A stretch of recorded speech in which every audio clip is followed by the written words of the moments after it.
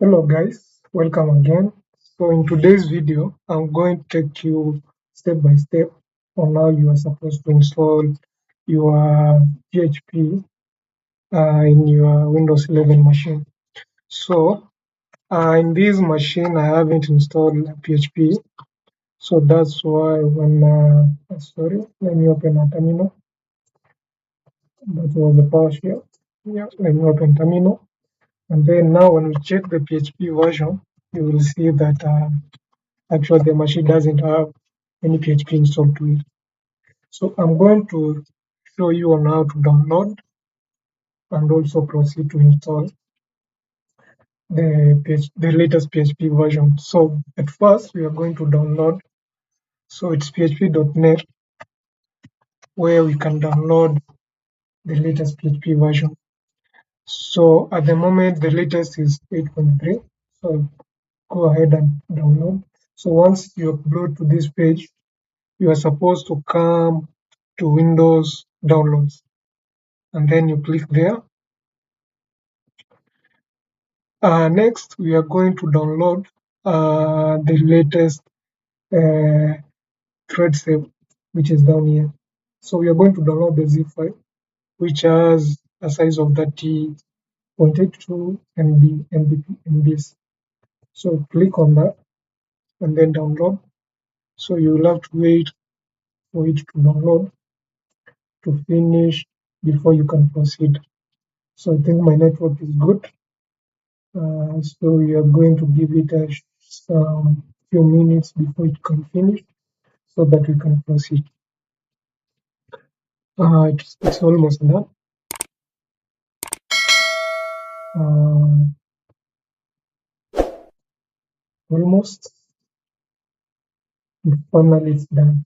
So once the download has finished, so we'll go and access that particular folder where the file is. So on my machine, it has gone to downloads folder. So the next step is to extract the file. Okay, so we'll go ahead and extract the file.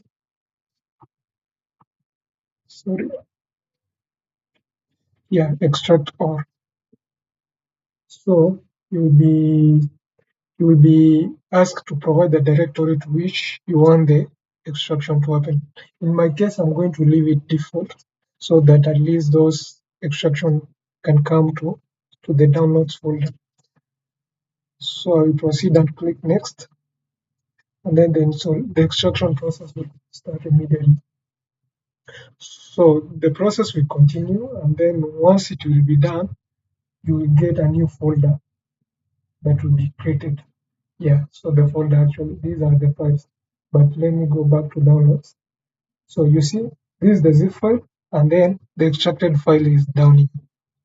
And then when you open, you will find that it has some files which are already contained in it. So what we will do next is to do the renaming of this folder.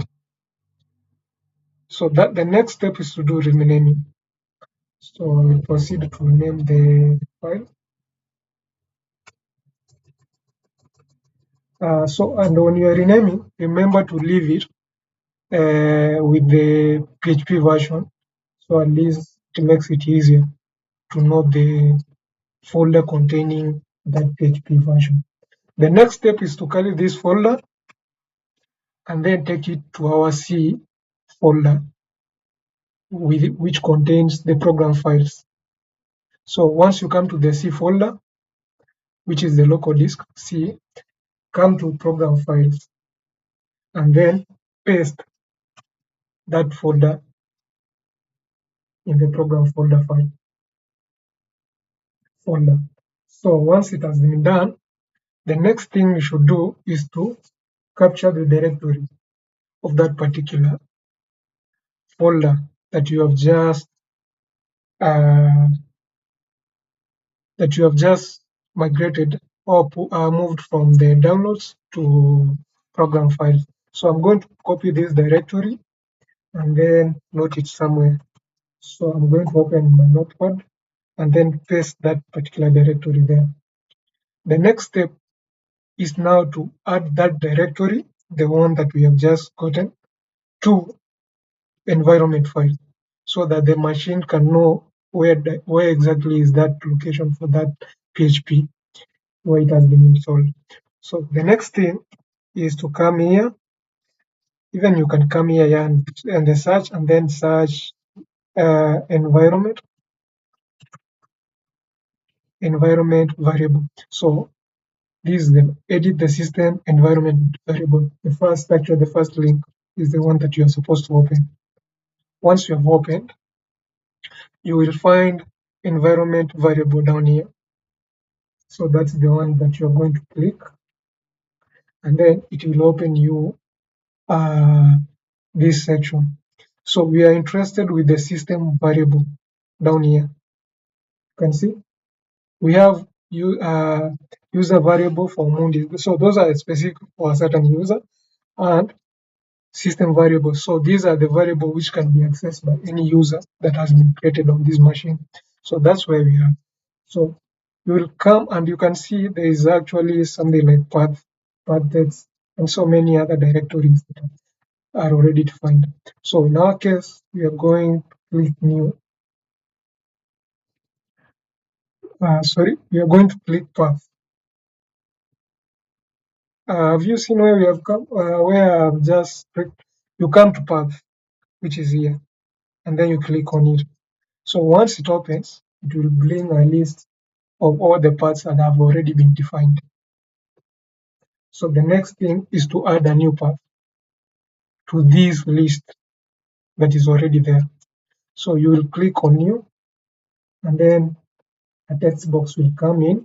Now the next thing you should do is to take the directory for our PHP, the one that where our PHP is installed, and then proceed to add in this list. So paste and then click enter. So once you have added, you are supposed to click OK so that that list can be added. You can even click again also to confirm whether that list is still there. And in our case, the way you can see, the list is still there. So you will click OK and go and click OK again. So the changes I think have been applied, then click OK. So the next thing is to open a new terminal to confirm whether the system is able to recognize where that specific PHP version has been installed. So in our case, if we try to check the PHP version that we have just installed, you will find that our machine is going to find the directory. You see, in our case, actually we installed PHP version 8.3.12. So from the look of things, you can see that our system is now able to know where the PHP version has been installed. And through this way, you'll find that you have installed PHP version before you can proceed to run other applications that will be dependent on PHP to run. So guys, thanks again for watching. See you in the next video.